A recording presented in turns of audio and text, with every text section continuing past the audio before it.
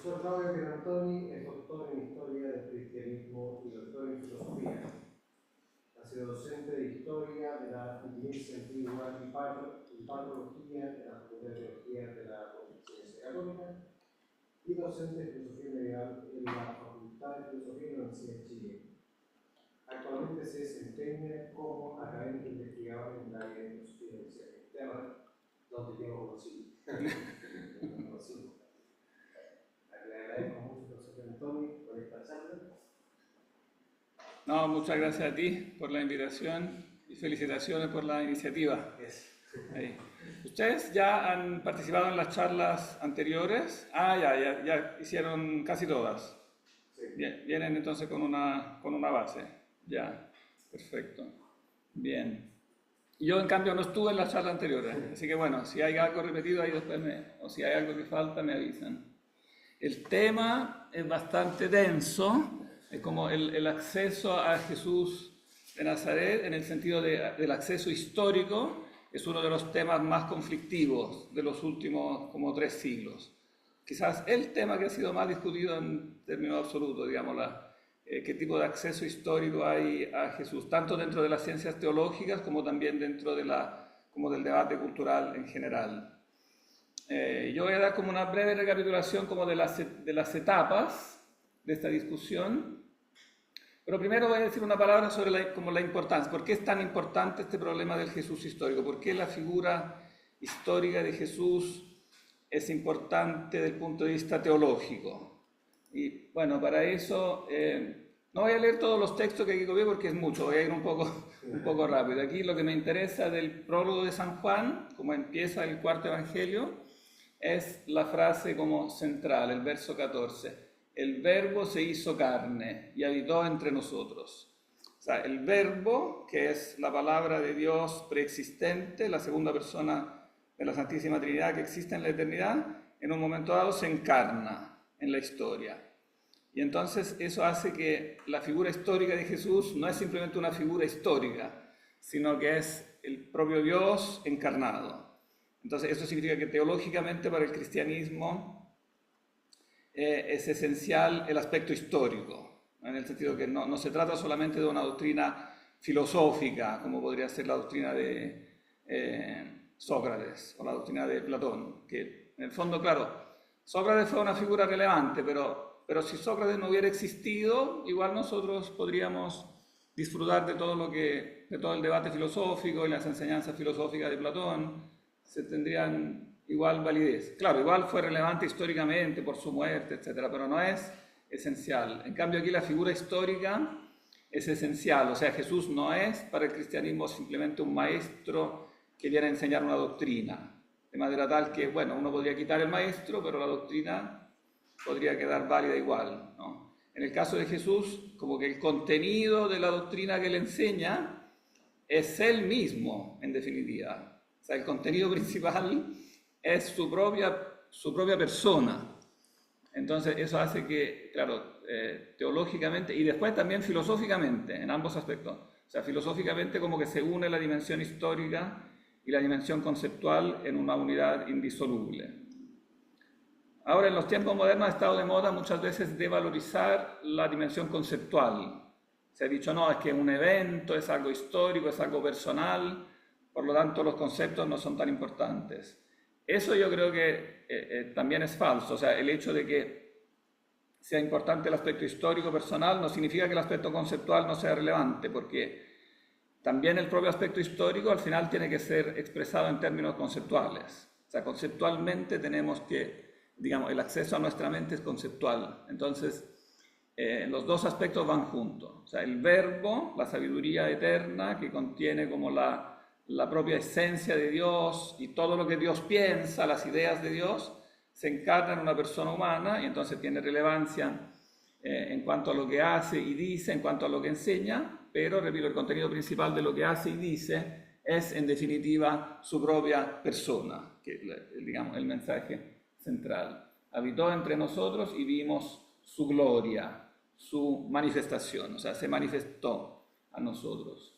Por eso también en el propio credo, este credo de Nicea Constantinopla, en el credo de 325, que digamos, resume un poco toda la doctrina cristiana, pero hay una referencia histórica bien precisa. O sea, se dice que creemos, esta es solo la parte que se refiere al Hijo, ¿no? El Jesucristo, Hijo único de Dios, que es Hijo preexistente, Dios de Dios, luz de luz, engendrado de Dios antes de la historia, ¿no? Pero después, por obra del Espíritu Santo, se encarnó, tiene una mamá humana, ¿no? Que se menciona, entonces también eso es fundamental, y después la referencia histórica precisa, o sea, bajo Poncio Pilato. Eso significa, no porque Poncio Pilato sea muy importante en sí mismo, sino que eso nos da una fecha.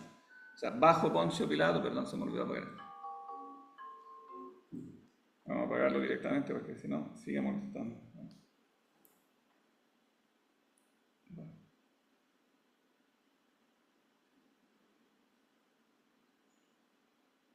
Ahí sí. Bueno, todos ustedes saben más o menos cuál es esta fecha. Podemos datarlo más o menos. ¿Cuándo es la fecha de la muerte de Jesús? Sí, datar al 30 con bastante precisión. Bueno, porque Jesús en realidad nació un poquito antes del año 1, porque hay un desfase en el cálculo de los años. El que calculó los años, cuando se empezó los años a partir del nacimiento de Jesús, encargaron a un monje que calculara los años. Pero las referencias dentro del Evangelio no son tan exactas, porque se dice en el Evangelio de Lucas que cuando Jesús iba a predicar, era el año del imperio de Tiberio César, y esa es una fecha precisa, el año 14 del imperio de Tiberio César, es el año 28 después de Cristo, pero después dice, Jesús tenía alrededor de 30 años, alrededor. Entonces el pobre tipo que tenía que hacer el cálculo no supo qué hacer con este alrededor y simplemente quitó el alrededor y quedaron 30 años. Entonces él calculó 30 años y eso produjo un desfase. Entonces lo más probable es que haya nacido como en el 4 a.C. Y esa fecha coincidiría con lo que dice Flavio Josefo, que es un historiador judío un poquito posterior a Jesús, que Flavio Josefo nos dice que Jesús nació antes, Flavio Josefo nos da la fecha de la muerte de Herodes el Grande y la pone al 3 a.C. Y los evangelios nos dicen que Jesús nació antes de la muerte de Herodes el Grande, porque Herodes el Grande es el que era celoso de Jesús e hizo la matanza de los niños inocentes, ¿no? Entonces nosotros sabemos que Jesús nació antes de la muerte de Herodes, entonces nació en el fondo entre el 4 y el 5 a.C. Y además podemos confirmar la fecha de la muerte porque nosotros sabemos que murió un viernes de Pascua, que coincidía con la Pascua judía. Y la Pascua judía es una fecha que va con la luna. Entonces el único año en que justo coincide el viernes con la fecha de la Pascua es el año 30. Y entonces podemos también precisar el día. Eso ocurrió el 7 de abril del año 30. Entonces una fecha bien precisa, cosa que es bastante rara, digamos, para la historia antigua que tengamos una fecha tan exacta. Eso ocurre para Julio César y pocos, que murió en las idus de marzo y un par de otros personajes. Yo copié, aquí no vamos a leer todos los textos, copié simplemente unas... este es un reperto arqueológico importante, encontrado en la época contemporánea, hace unos 20 años, es la famosa inscripción de Pilato, que nos atestigua que efectivamente Pilato fue prefecto de Judea. El título que nos da la inscripción es prefecto, aquí está la transcripción. Es algo dedicado a Tiberio, un templo probablemente dedicado al emperador Tiberio, que era el emperador reinante, y de Poncio Pilato, Prefectus Judae, el prefecto de Judea, es el título. Los evangelios traen procurador, pero los evangelios están escritos en griego. Entonces tienen una palabra griega que es más genérica, pero parece que la palabra técnica en el régimen romano de ese momento era el prefecto. Judea era una prefectura, porque Judea era una provincia con estatuto especial, porque era considerada, bueno, como es hasta el día de hoy, un lugar de alta conflictividad. Entonces no era un gobierno normal, sino que había un magistrado especial que le respondía directamente al emperador, en este caso Tiberio. De hecho, después Poncio Pilato se portó mal y el emperador lo expulsó. Digamos, los provinciales tenían derecho también a reclamo. Me está dando calor. ¿Está prendida esa o no? Sí. ¿Sí? Se la acerco. O si no, abre un poquito la puerta. O gira el ventilador. Un poquito más para acá. Que aquí inventan estas cosas modernas, pero después quitan las cosas antiguas que eran las ventanas, que eran un invento mucho más útil. Bueno, tenemos algunas pocas, pero importantes referencias a la figura histórica de Jesús. Entonces, ese es un primer como apoyo importante. Tenemos en primer lugar Flavio Josefo, un historiador judío que participó en la guerra contra los romanos, cuando los romanos atacaron, quisieron reprimir la rebelión en Israel en la década de los años 60, en el año 66. Josefo era uno de los comandantes militares que combatió contra los romanos, pero cuando vio que iban perdiendo, pensó que era mejor ponerse del lado de los romanos. Entonces se cambió de bando, y no solo se cambió de bando, sino que se hizo adoptar. De hecho, el emperador se llamaba Flavio, Tito Flavio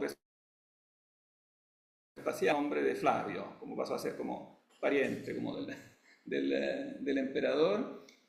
Pero siguió dedicándose a escribir historia de su país. Entonces escribió las antigüedades judías, o sea, historia antigua de Judea, donde habla de varios personajes que son personajes cruciales del Nuevo Testamento, entonces que son un apoyo externo importante para verificar que efectivamente estos personajes no son inventos de los autores del Nuevo Testamento, sino que están documentados en las fuentes de la época. Por ejemplo, Jacobo, el hermano de Jesús, nosotros sabemos que fue como obispo de Jerusalén en las décadas inmediatamente posteriores a la muerte de Jesús.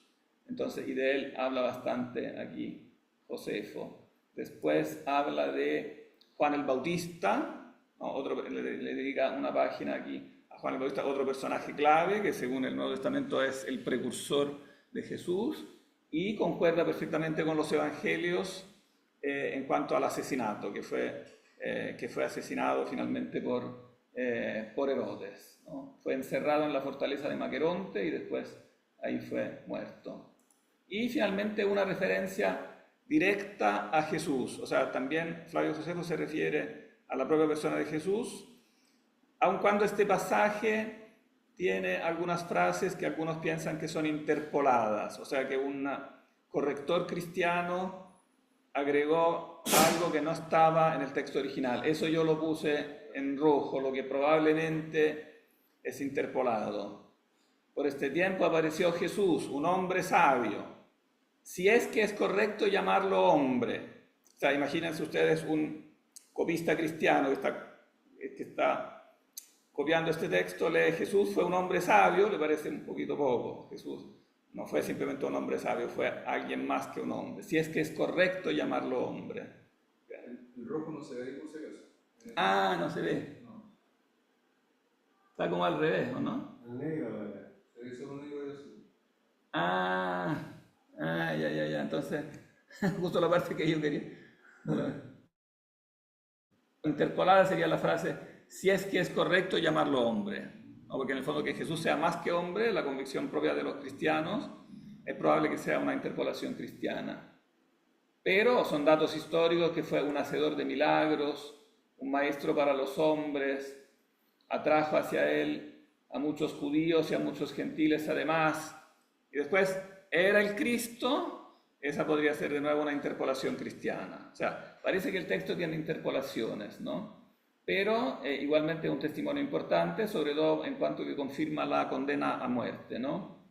Cuando Pilato, frente a la denuncia de aquellos que son los principales entre nosotros, lo había condenado a la cruz, ¿no? Entonces está la condena a la cruz y después la creencia en la resurrección. Aquellos que lo habían amado primero no le abandonaron, ya que se les apareció vivo nuevamente al tercer día. O sea, es un testimonio de que existía la creencia, ¿no? Ya cristiana en la resurrección en los primeros años después de la muerte de Cristo. Y la tribu de los cristianos, llamados así por él, no ha cesado de crecer hasta este día, ¿no? Bueno, esto tiene un nombre como canónico, Testimonium Flavianum, porque como el testimonio principal de un autor no cristiano sobre Jesús, aunque, claro, con algunas interpolaciones. Después hay referencia de autores paganos.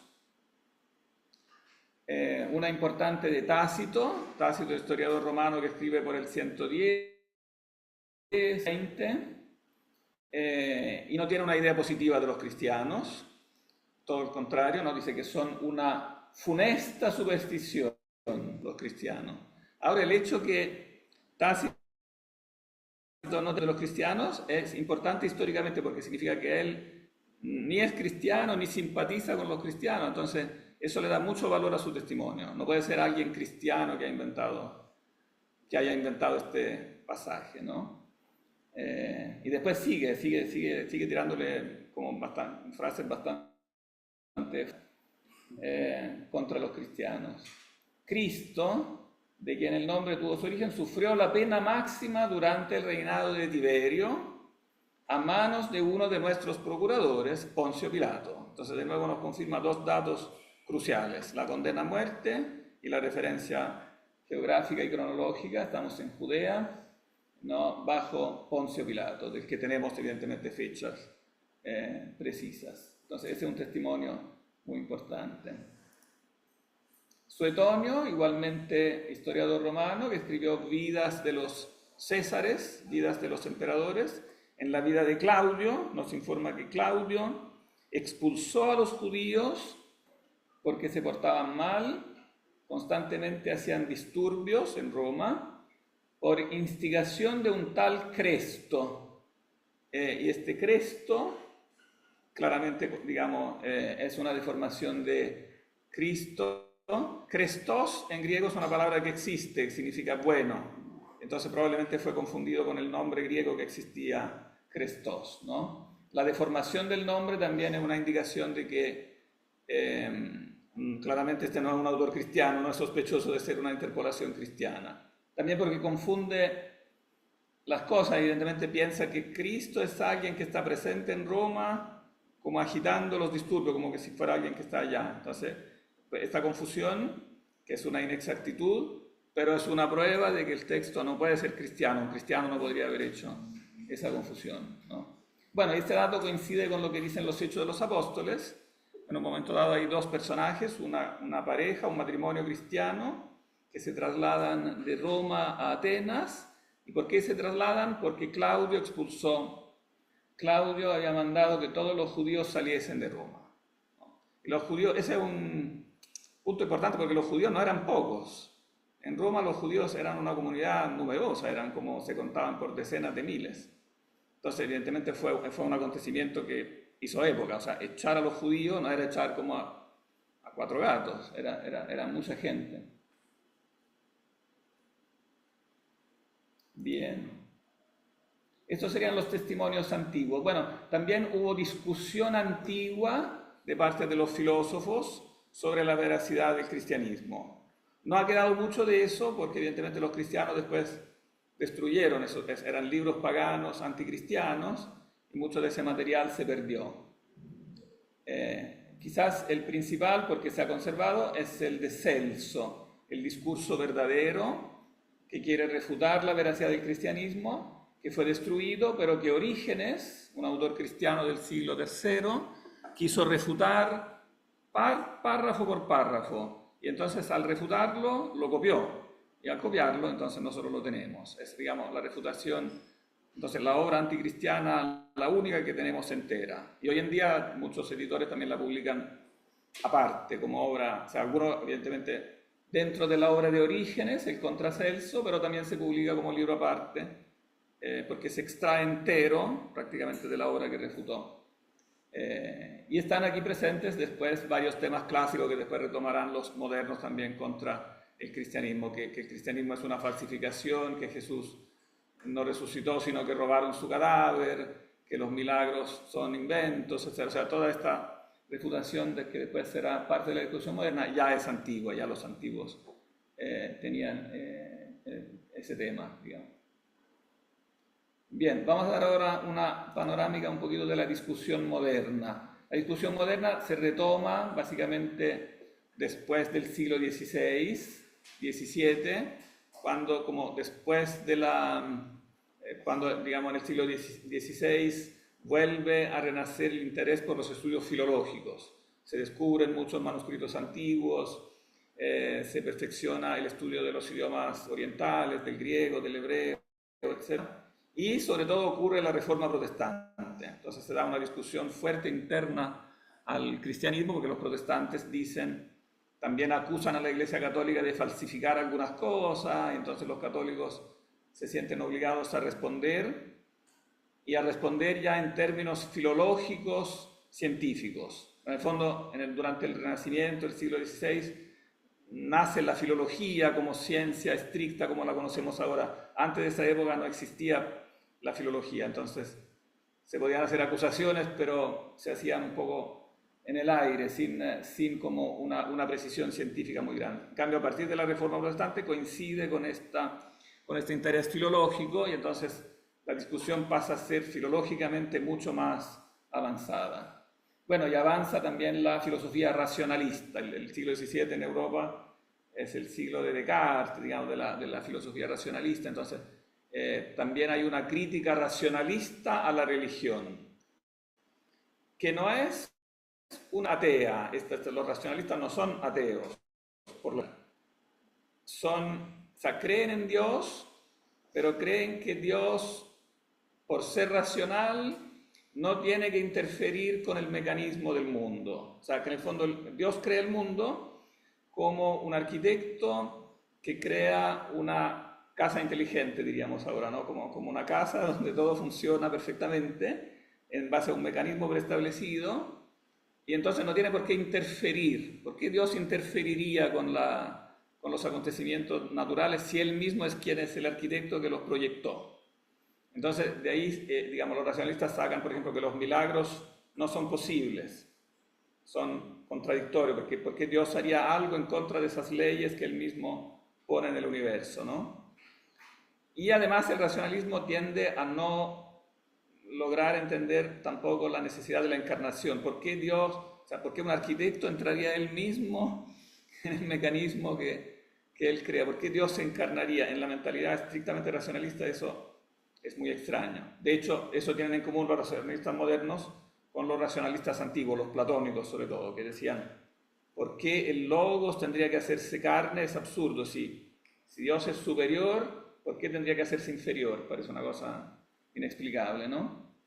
Entonces, no existe milagro. El representante más importante es Reimarus, un alemán. Casi todos son alemanes, ¿eh? Todo esto nace, prospera en Alemania y sigue vigente en Alemania hasta el día de hoy. La consecuencia de esto, el país, digamos, la raíz y la patria de esto sigue siendo Alemania, aunque después se ha difundido a todo el continente, a toda Europa continental y a Estados Unidos y Sudamérica. La idea principal, entonces, no hay eventos sobrenaturales, son simples falsificaciones, pero Jesús sí es importante, pero es un modelo de ética, o sea, es un maestro que viene a enseñarnos a portarnos bien. Nos da una doctrina ética, y esa doctrina ética es valorable, y entonces tiene algo de verdad, pero hay una falsificación que el hombre moderno, racional, tiene que superar, ¿no? Te pido un favor, me abren la puerta para que circule un poco de aire.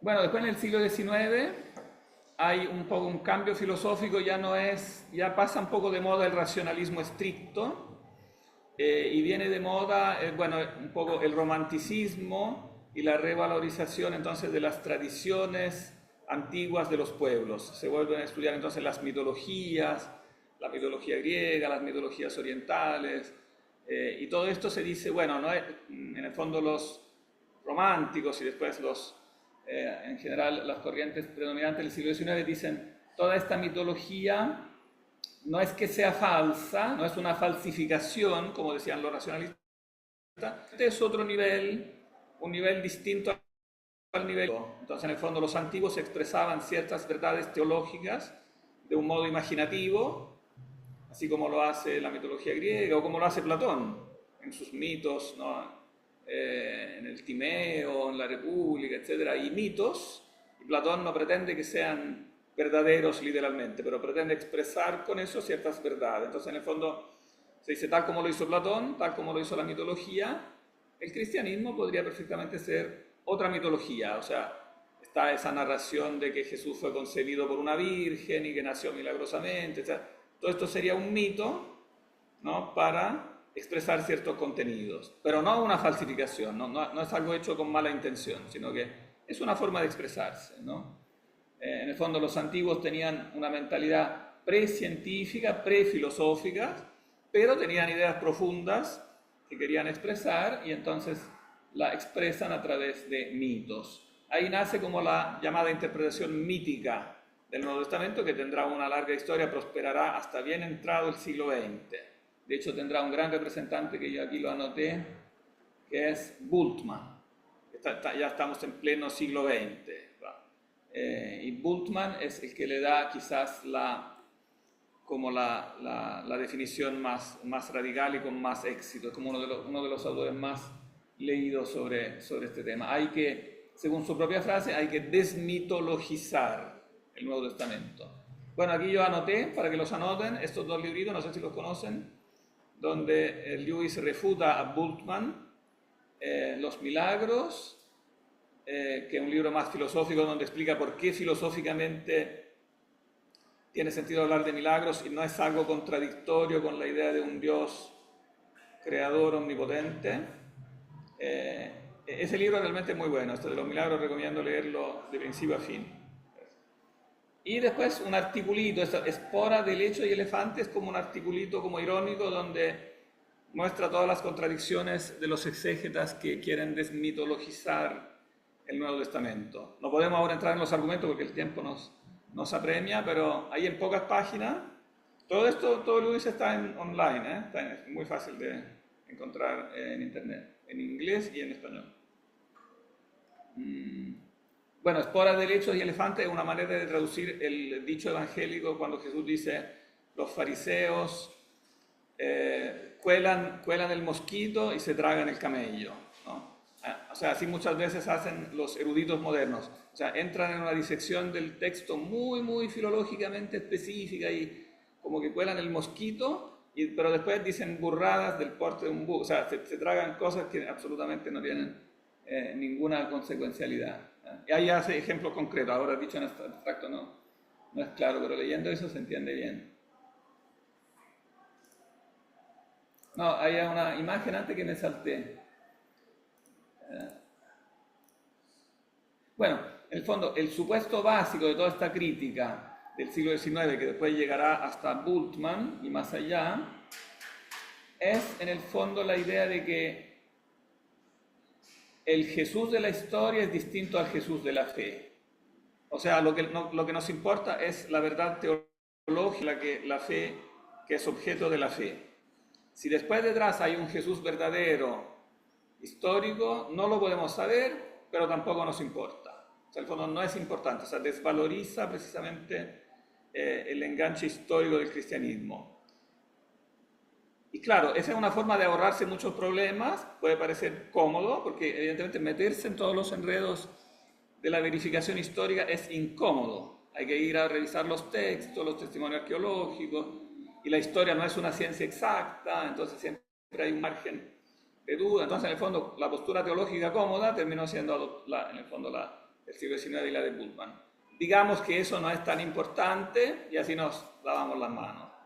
Digamos que lo teológico es lo importante, pero lo histórico da lo mismo. Claro, haciendo así, en el fondo, parece cómodo, pero van a contradecir el núcleo principal de lo que dice el cristianismo, que es lo que vimos en el primer texto, que el verbo se hizo carne.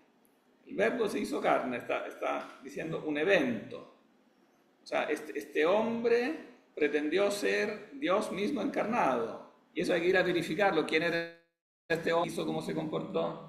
Todo eso es incómodo, pero si no lo hago, no puedo decir que el verbo se hizo carne. No, choca contra como el supuesto básico de la revelación cristiana.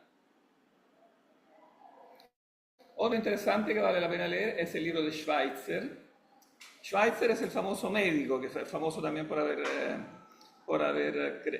fundado hospitales en África, y fue misionero. Autores del Jesús históricos modernos de su época, donde dice, en el fondo, claro, dice distinto al Jesús.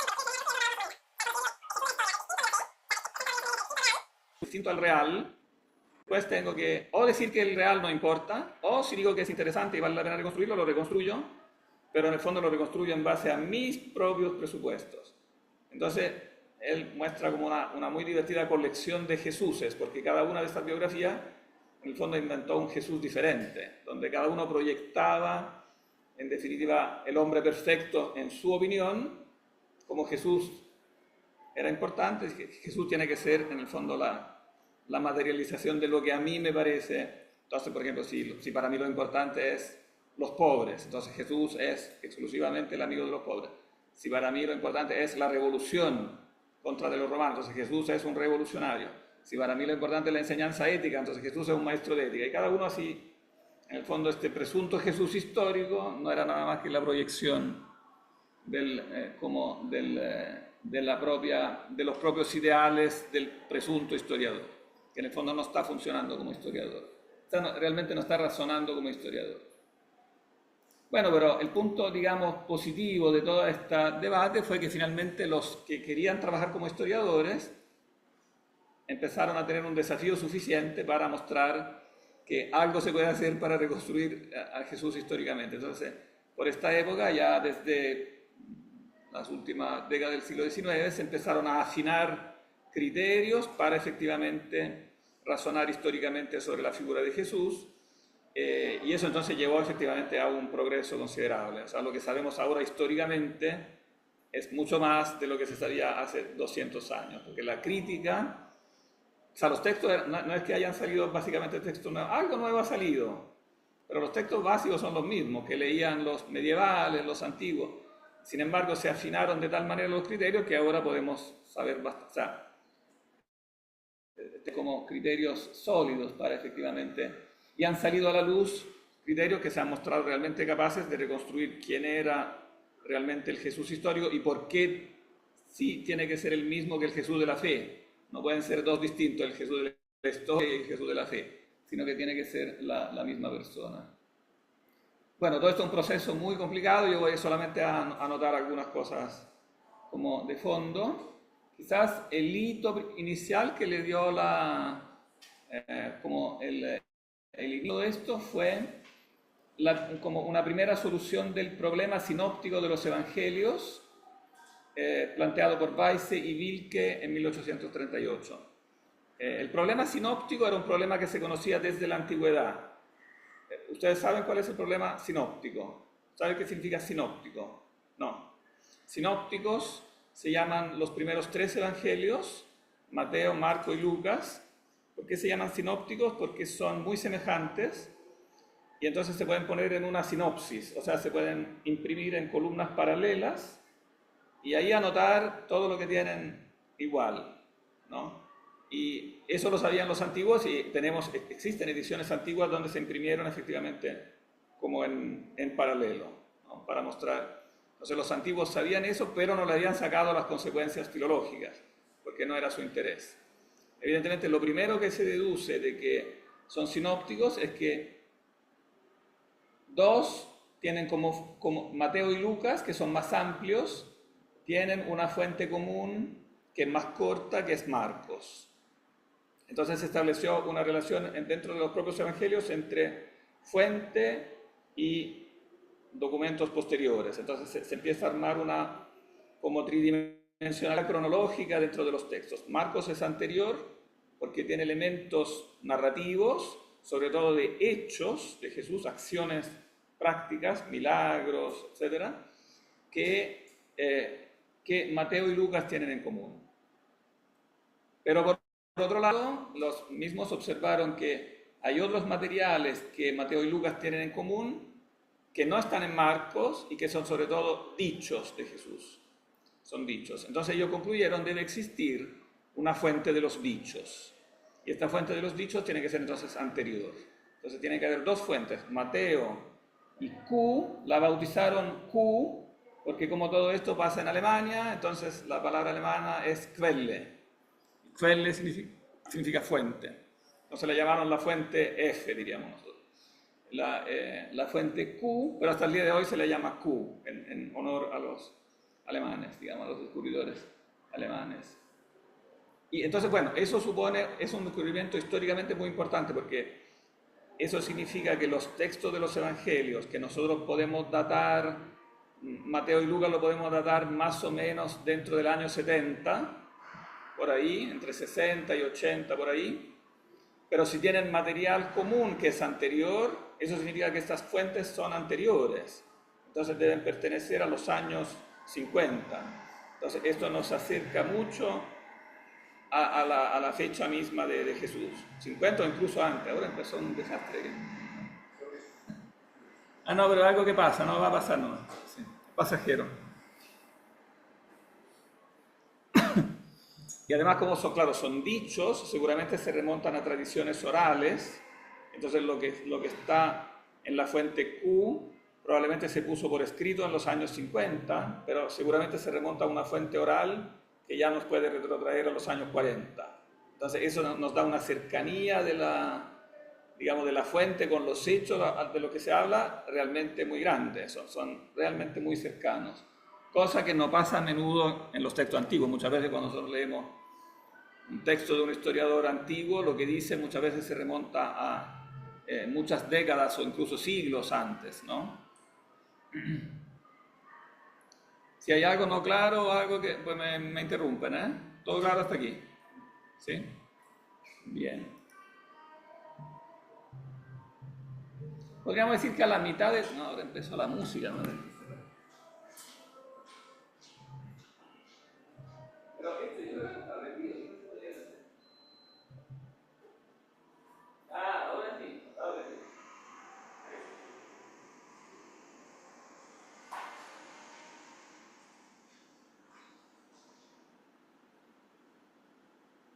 Bien, eso nos va a ayudar muy bien. Podríamos decir que a la mitad del siglo XX empieza como a invertirse un poquito la tendencia, o sea, empieza como la reacción, porque como que llega a un clímax la crítica como radical a la historicidad de los evangelios con Bultmann en los años 30, 40, y ya Kesselman, que era un discípulo de Bultmann, ya reacciona, ya dice, no, todo esto, hay algo que no cuadra con todo esto, no, o sea, como que hay que invertir el supuesto. No puede decirse que el Jesús histórico no es importante para la fe, porque en el fondo, por un lado es importante porque es el verbo hecho carne, pero por otro también tenemos que razonar en torno al hecho que los que nos transmiten esas noticias son las personas que nos transmiten también la fe. O sea, coinciden los testigos de la historia con los testigos de la fe. Y entonces cortarle la cabeza a los testigos de la fe, a los únicos testigos que tenemos. Es como si en un proceso yo tuviera 4 testigos que han presenciado y dije, bueno, pero es que estos 4 eran todos, no sé, amigos de la víctima, entonces son sesgados. Entonces echémoslo del tribunal. Ya, pero resulta que esos son los únicos 4 que yo tenía. Entonces he hecho lo único que tengo. Claro, y después pretendo inventar, yo que no estaba, pretendo reconstruir lo que pasó, sin una verdadera base, o con bases muy como cuestionables, como decir, esto, no sé, el nacimiento virginal se parece al mito babilónico de no sé qué, etc. Todo esto es muy vago. Digamos, lo que yo tengo como testigos son esos mismos que transmiten la fe. Entonces, en el fondo, estos discípulos ya de Bultmann reaccionaron y dijeron, este sistema no nos lleva a ninguna parte, la única forma de avanzar en el fondo es creerle a los testigos y mostrar sus semejanzas y diferencias recíprocas para ver dentro de lo que ellos dicen cómo se puede saber qué es lo más confiable. Entonces en el fondo elaboraron criterios para determinar esto. Claro, no se puede decir que la visión de fe deforma, por el contrario es el único acceso a él. Porque además también tiene que haber una explicación lógica de dónde esta fe nació. Que si yo digo que el Jesús histórico es un invento, después la fe, que es un hecho históricamente comprobable, o sea, que hubo cristianos que creyeron eso, resulta ser un hecho sin explicación. ¿Por qué creyeron? ¿A quién le creyeron y por qué? ¿Cuál fue el motivo de esto? Quedaría un hecho completamente inexplicado. Bueno, aquí van entonces los principales criterios. quizás de todos el principal criterio es el criterio del testimonio múltiple.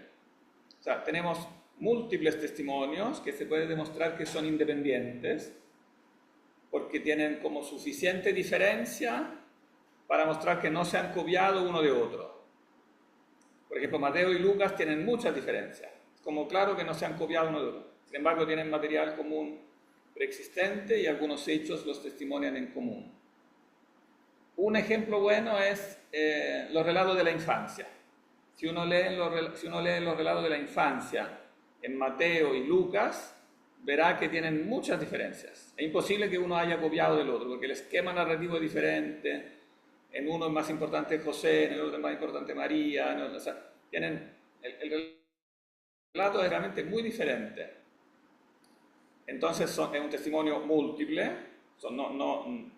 Cuando se dice múltiple, significa que es diverso. O sea, porque yo puedo tener múltiples copias de lo mismo. Eso no es un testimonio múltiple, son copias, digamos, uno ha copiado del otro. Entonces, aunque sean muchos, es uno solo. Se llama múltiple cuando hay fuertes indicios que muestran que es independiente. Entonces, en ese sentido, Mateo y Lucas son independientes.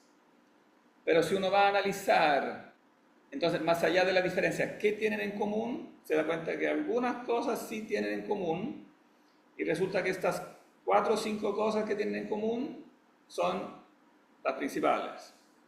Son, por ejemplo, que Jesús nace sin la intervención de José. En el uno habla María y en el otro habla José, es diferente la narración, pero está ese punto en común. Jesús no es el hijo natural de José. Jesús entonces nace milagrosamente, recibe unas profecías sobre su futuro, etc. O sea, hay 3 o 4 elementos comunes. Entonces lo que es común tiene que ser bastante más antiguo entonces como de la narrativa final. Entonces uno puede dudar de más de un detalle como de la narrativa final, pero es muy difícil dudar de lo que viene del patrimonio común, que es más antiguo, que se llama Jesús, que la madre es María, etc. O sea, algunas cosas muy, muy básicas, pero que son lo más importante. Después, uno de los puntos clave son los relatos del conflicto. Sobre eso vamos a tenernos quizás unos minutos más, porque el conflicto, podríamos decir que Jesús no fue un tipo políticamente correcto. Entonces, podríamos decir que el conflicto es la palabra que más claramente define sus 3 años como de enseñanza antes de la muerte, digamos. Y es muy difícil dudar de la historicidad de estos conflictos, precisamente porque es conflicto. O sea, precisamente porque sobre eso él era atacado. Entonces, sobre eso no era un punto que le alababan a Jesús, sino que donde lo atacaban, ¿no?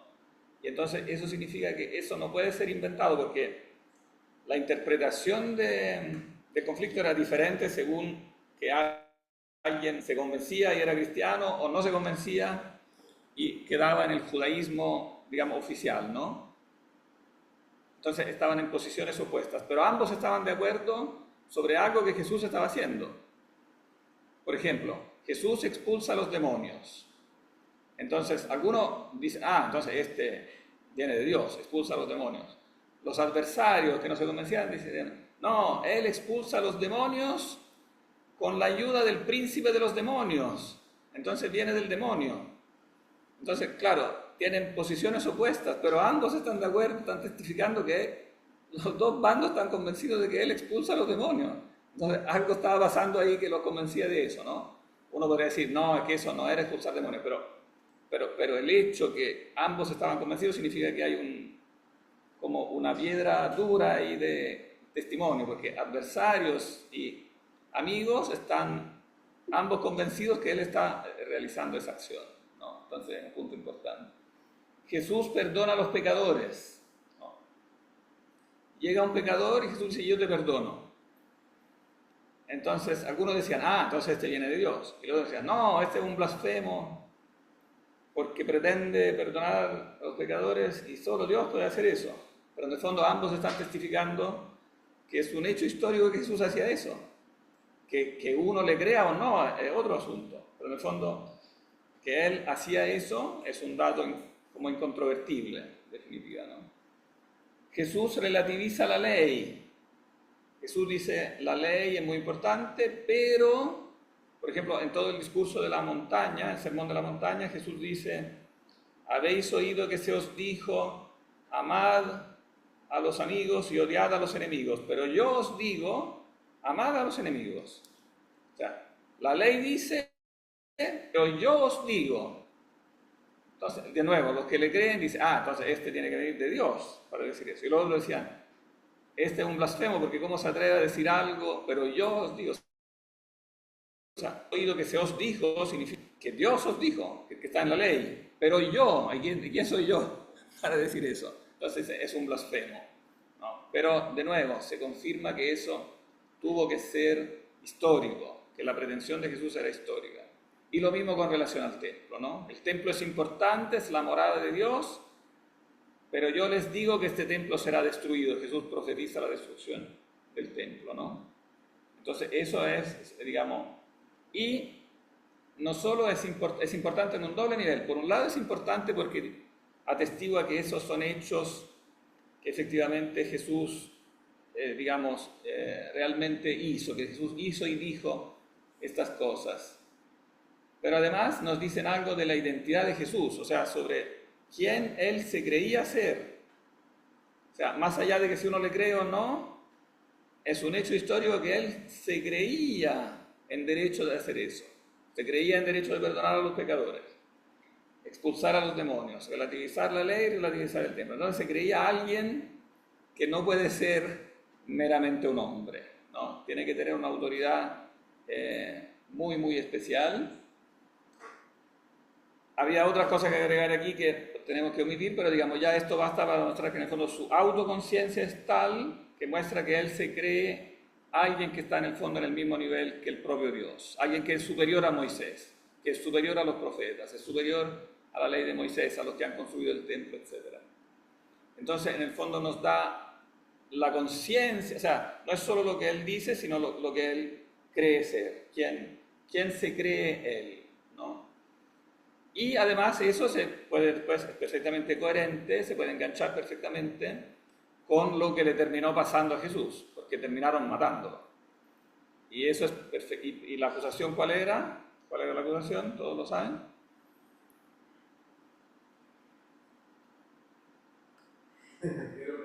Todos lo saben. Claro, era un blasfemo porque se creía Dios. Siendo hombre te haces Dios. Entonces, en el fondo, todos estos conflictos repercuten y tienen como la lógica, o sea, históricamente hay una coherencia perfecta entre lo que él enseñó, claro, el éxito que tuvo por un lado, atrajo discípulos, y el rechazo que tuvo por el otro lado, como amor y odio, y que llevó finalmente a la ejecución, y que entonces se refleja perfectamente en el final, cómo Jesús murió. Nos queda súper poco tiempo. Bueno, voy a correr aquí un poquito. El testimonio múltiple se aplica especialmente notable en cuanto a lo que Jesús dijo en la cena. Las palabras de la cena, no solo, digamos, este es mi cuerpo, este es mi sangre, no solo las tenemos en Mateo y Lucas, o sea, en los evangelios sinópticos, sino que además las tenemos en Pablo, el apóstol Pablo, que escribe sus cartas antes de los evangelios. Y entonces escribe esta carta, probablemente la primera de los Corintios, en los años 50, pero además al escribir dice, yo les transmito lo que recibí. O sea, es algo no que él está inventando, sino que él ha recibido. Entonces nos confirma que hay como una tradición anterior y esto nos hace remontar como muy de cerca, cronológicamente, al propio Jesús, ¿no? Vamos a saltar esto porque solo comentar esto nos llevaría media hora. Lean este texto si quieren, anótenlo, Filipenses 2, 5, 11. De nuevo, material prepaulino, o sea, criterios para ver materiales previos al autor. O sea, él está escribiendo en los años 50, pero inserta pasajes que delatan preexistencia, o sea, que vienen de un estrado de tradición a un estrado de tradición anterior. Criterio de la coherencia, bueno, esto lo que ya más o menos dijimos, criterio de la dificultad, están presentes en los evangelios muchos textos que son incómodos, políticamente incorrectos, basta pensar en las negaciones de Pedro, o sea, una comunidad guiada por Pedro no puede ser una comunidad que inventa las negaciones de Pedro, entonces, como que inventa que el propio jefe traicionó a Jesús, es como absolutamente absurdo, claro. Eso también sirve un poco para desmentir la velocidad de los evangelios como gnósticos, porque ocupan nombres que son muy prestigiosos para poner el nombre a sus evangelios, a diferencia de los nombres como más comunes que entran dentro del criterio de la dificultad, de la incomodidad. Ah, claro, claro. Bueno, y los evangelios gnósticos nosotros sabemos por muchos motivos, pero qué bueno que lo mencionaste porque eso aparece continuamente en los programas de televisión y en el Discovery, etc. Que muchos te dicen que los evangelios gnósticos tienen casi como el mismo valor o más que los evangelios canónicos, cuando nosotros sabemos por pruebas filológicas objetivas que los evangelios gnósticos son al menos un siglo posteriores, son todos posteriores al 150. Y de los evangelios canónicos podemos claramente decir que su base flota en torno a los años 50. Incluso en Juan, que es el cuarto evangelio que se editó después, se publicó en los años 90, pero hay mucho material que se puede rastrear que es anterior al 70. Esto ya más o menos... una cosa no quería dejar de decir, porque es menos conocida quizá, la importancia de las profecías de Daniel. O sea, ¿por qué le creyeron a Jesús? Sí, hacía milagros, expulsaba demonios, perdonaba a los pecadores, pero además cumplía las profecías. Este es un tema del que hoy en día no está muy de moda hablar, pero en el judaísmo de esa época era un tema central, ¿no? O sea, los judíos de esa época manejaban las profecías, que son muchas acerca de Jesús. Haría falta un curso solo para hablar de toda la profecía, porque son cientos las profecías sobre el Mesías en el Antiguo Testamento, pero había 3 paginitas de Daniel, que si no las conocen, recomiendo mucho ir a leerlas. Son Daniel 2, Daniel 7 y Daniel 9, que son como 3 profecías clave que como identifican a Jesús y que, porque en el fondo él mismo se identificó, o sea, él mismamente se identificó. La primera es la profecía del reino. Cuando Jesús habla siempre dice, ha llegado a ustedes el reino de Dios, ¿no? ¿Dónde se profetiza la llegada del reino? En Daniel 2. Se hace como una especie de historia de los reinos de la tierra y después dice que verá un quinto reino que compara con una piedra que se desprende sin intervención humana, choca con los pies de hierro y barro de la estatua y lo hizo pedazo. O sea, ¿sí? Uno podría pensar también que el mismo Cristo conoció las profecías y sabiendo eso habló no, claro, él mismo, sí, que ese es un punto importante, claro, la autopercepción de Jesús, como percibe como alguien viene a traer el reino de Dios, alguien que, bueno, este reino que será eterno, se precisa, evidentemente no es un reino humano más, con el Hijo del Hombre, él se llama, pero que cobra su sentido si uno lee Daniel 7. No tenemos tiempo de leer ahora, voy a leer solo un pedacito. Hay una visión donde aparece Dios bajo la figura de un anciano y después entre las nubes del cielo vi venir a alguien parecido a un hijo de hombre. Avanzó hacia el anciano y llegó hasta su presencia. A él se le dio poder, honor y reino. A todos los pueblos, naciones y lenguas lo sirvieron. Su poder es un poder eterno, no cesará, su reino no acabará. Entonces, en el fondo dice, ha venido el reino, pero aquí precisa que en el fondo el Hijo del Hombre es el propio rey, o sea, él se autoidentifica con el propio Hijo del Hombre que va a ser el rey. Pero uno podría decir, no sé si esa era tu objeción, uno podría decir, bueno, pero se creyó rey, pero cualquiera podría creerse rey, ¿no? Pero resulta que hay un detalle que es un poco más incómodo, porque después en Daniel 12 se habla de la muerte del Mesías. O sea, él se está identificando como el rey que va a venir, pero también con el Mesías que va a ser muerto. Matarán a un ungido inocente. Pero lo que yo creo que lo que le da el sello realmente a esta profecía de Daniel, que es fundamental, estoy seguro que no la conocen porque no se habla mucho de eso. ¿Alguien la conocía? Este texto de Daniel 12 sobre en la antigüedad era famosísimo y fue famoso hasta la época moderna. ¿Por qué? Porque nos da además una fecha que es muy impresionantemente precisa. Dice, 70 semanas están decretadas sobre tu pueblo para ungir el santo de los santos. 70 semanas a partir de ¿cuándo? Desde que se decretó la vuelta y la reconstrucción de Jerusalén.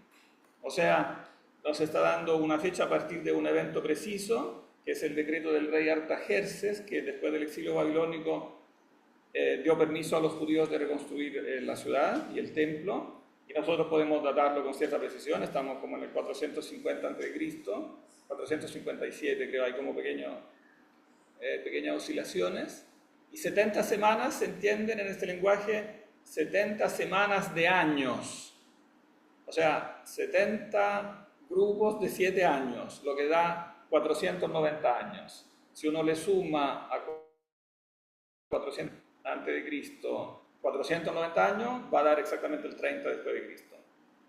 Eso explica muy bien una cosa que generalmente se pasa por alto: ¿por qué los judíos en esa época estaban esperando el Mesías con tanta urgencia? No era solo una idea general, sino que el profeta Daniel daba una fecha precisa y coincidía con los años que eran. Entonces eso da un enganche muy preciso. ¿Por qué las semanas se interpretan como años? Porque son semanas de años, o sea, con comparación de textos. Claro, en el estilo literario de esta época se usa, que es el estilo como apocalíptico que está en Daniel,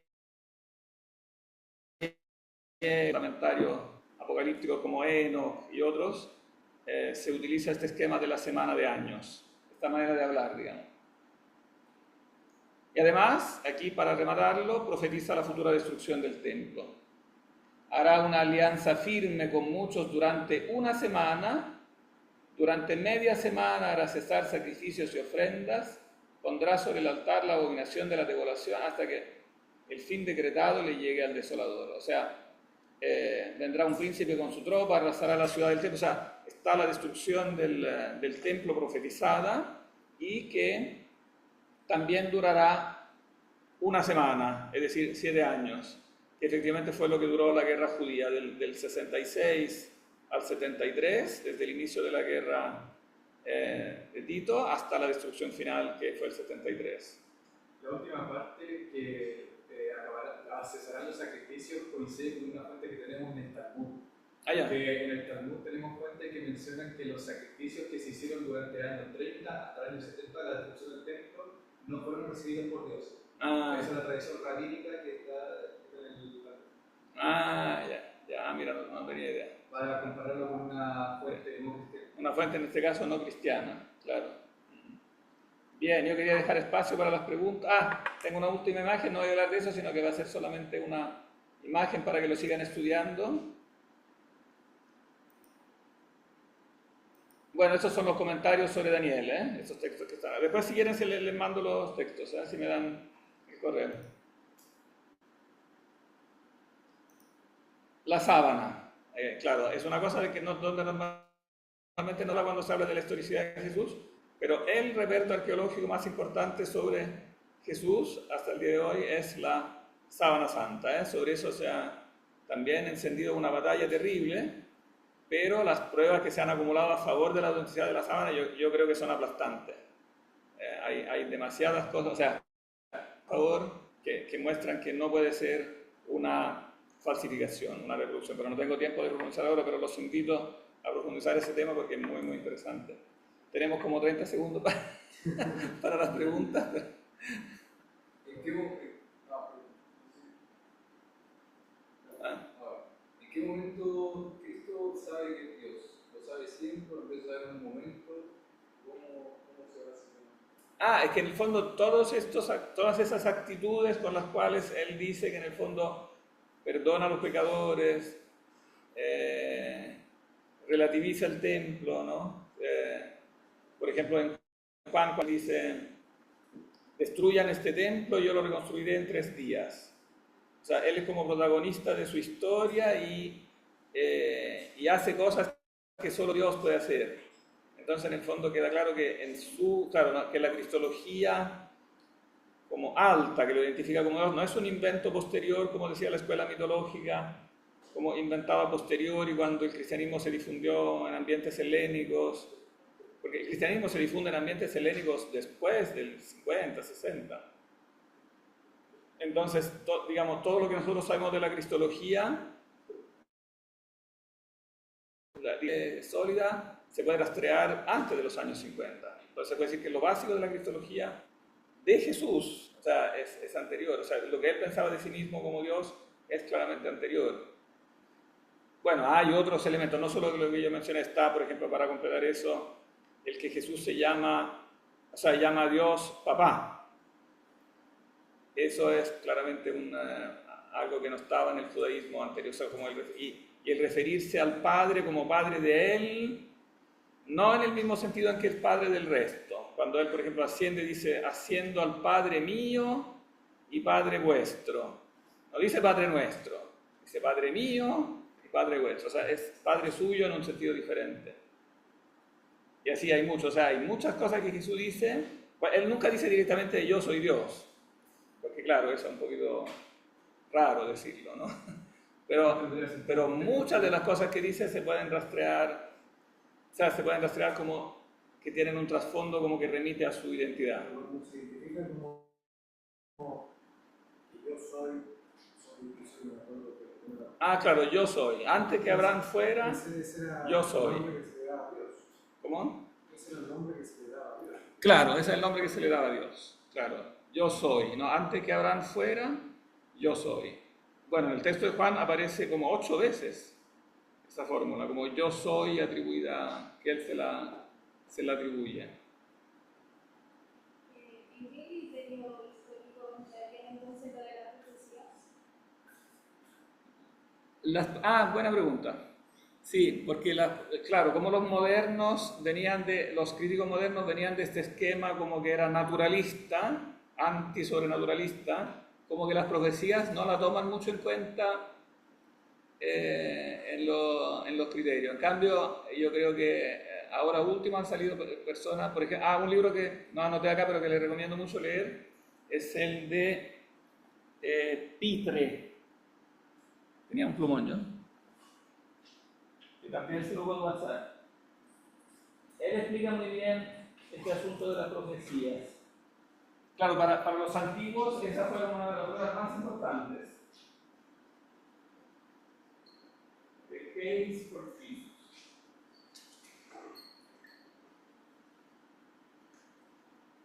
Que sería, case es en un sentido judicial, ¿no? Sería como la defensa de Jesús, pero en un sentido histórico, ¿no? Y él como que valoriza este tema de la profecía que para los antiguos era importante y que es objetivamente importante, porque sobre todo porque Jesús cumple, claro, no es como tú decías antes, no es simplemente alguien que se cree rey, sino que junta el creerse rey con las profecías sobre el siervo sufriente que muere. Y entonces juntar esas dos cosas, quizá él pretende que se cumplan ambas profecías en él, y después eso se cumple en un evento preciso que es la pasión y crucifixión, de la cual además tenemos como incluso evidencia. Eso no puede ser una casualidad, es un criterio de historicidad fuerte, ¿no? Porque la profecía, de hecho eso en el Antiguo Testamento, eso era uno de los criterios básicos para distinguir el verdadero del falso profeta. Así que digamos, si la profecía se cumple,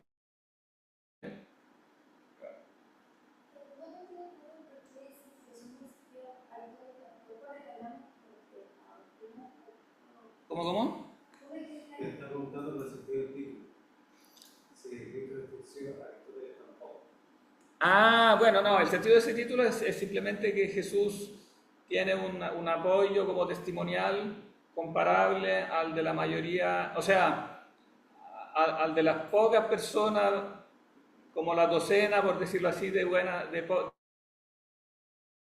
cosas de la antigüedad.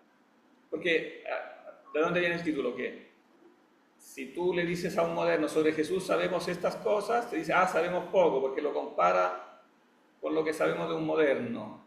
pero si tú tomas en cuenta que Jesús es un antiguo, digamos, en relación a los otros personajes antiguos, de Jesús sabemos mucho.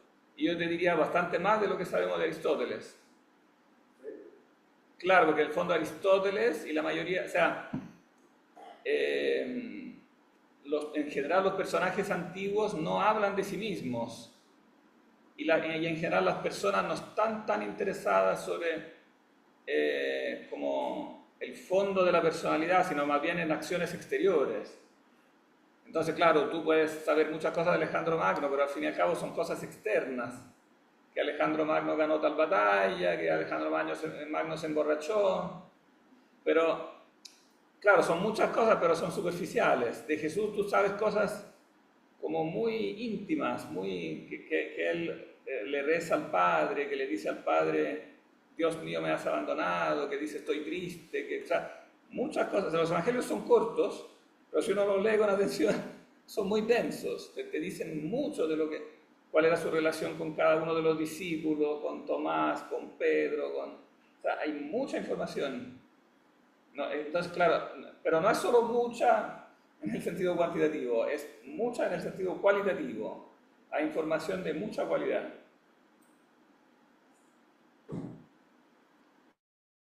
Mienten ahí, bueno. No sé si hay más preguntas. Esto de la Sábana Santa, ¿hay algún material que uno pueda consultar para estudiar? Si hacen una lista de correo o algo así, yo les puedo enviar materiales. Ah, ya lo hiciste, ya.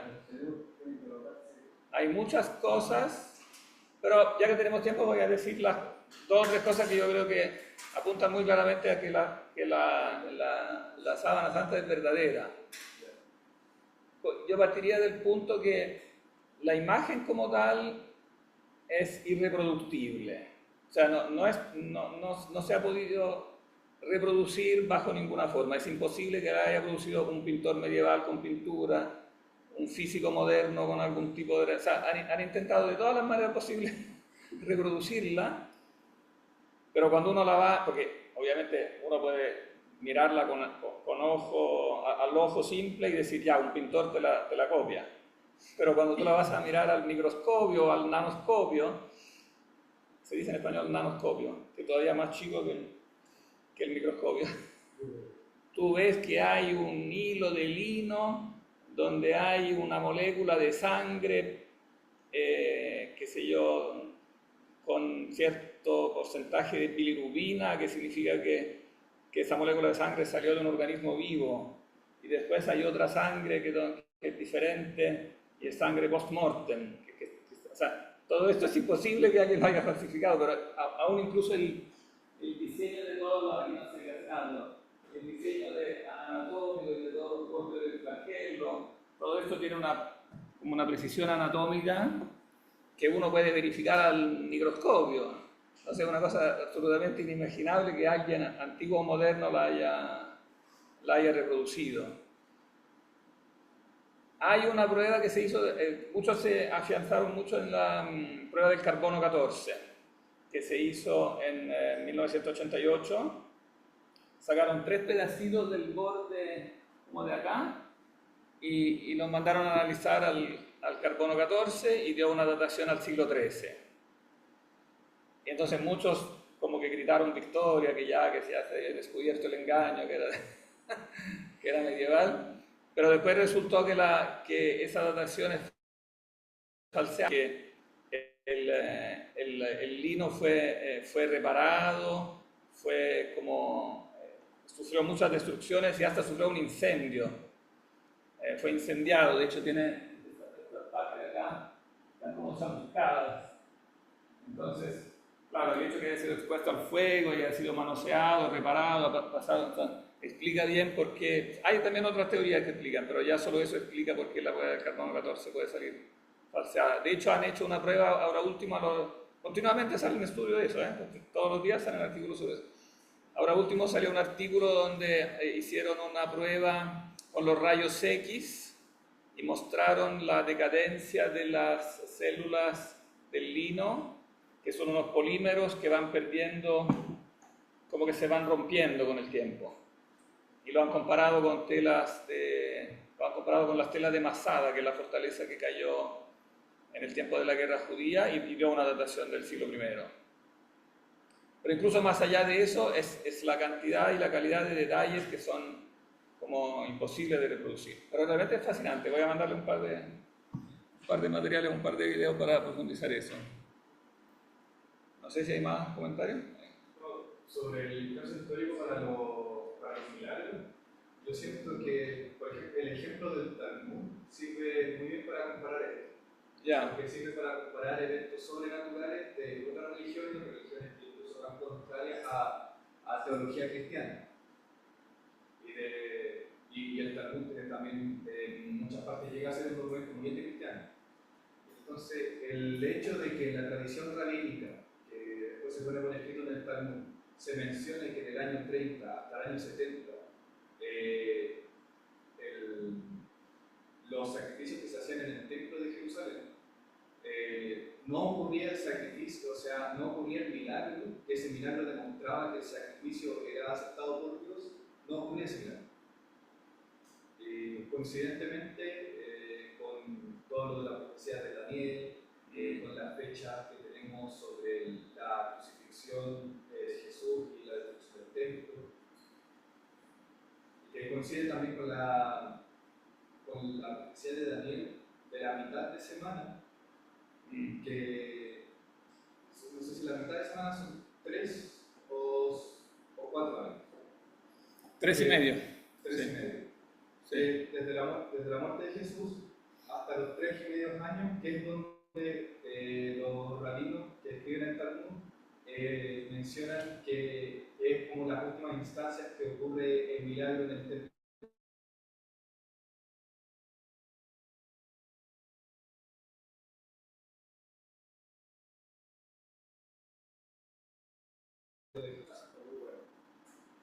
Un poquito apretado, pero el tiempo era poco. Pero espero que haya sido suficientemente claro. ¿Cuántos historiadores antiguos no cristianos se tienen más o menos una situación que habla de que hemos mencionado algunos? Historiadores antiguos. Pero es que desde que el cristianismo empezó a ser después como una religión de mucha gente, ya era como obvio. Claro, o sea, después del siglo IV, tú te refieres a los siglos anteriores al siglo IV, como anteriores a Constantino. No son muchos. Pero es que tampoco tenemos muchos historiadores antiguos. Claro, los historiadores antiguos que han sobrevivido son muy pocos. Se cuentan, yo creo que en dos manos. Claro, es poco. La literatura antigua, tanto griega como latina, es muy fragmentaria, tenemos muy poco. Que digamos 3 o 4 historiadores antiguos que hablan de Cristo ya es un buen número. O sea, la importancia de los que mencioné es que son muy cercanos a la fecha. Claro, porque Tácito estamos en el 120 y Suetonio estamos en el 120 y nos hablan porque tanto Tácito como Suetonio nos hablan de la dinastía Julio-Claudia, que es la época en que llegó el cristianismo a Roma, y ellos son miembros de la aristocracia romana que tienen fuentes, o sea, ellos escriben su historia en base a fuentes anteriores. O sea, ahí también no es la fuente, claro, Tácito escribe en 120, pero se basa seguramente en documentos que son contemporáneos a Nerón, que nosotros hemos perdido.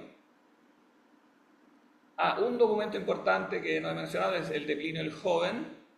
Plinio el Joven era gobernador de Bitinia, que es una región de Asia Menor, y él escribe al emperador Trajano preguntándole qué tiene que hacer con estos cristianos, qué hay que hacer con ellos, hay que castigarlos.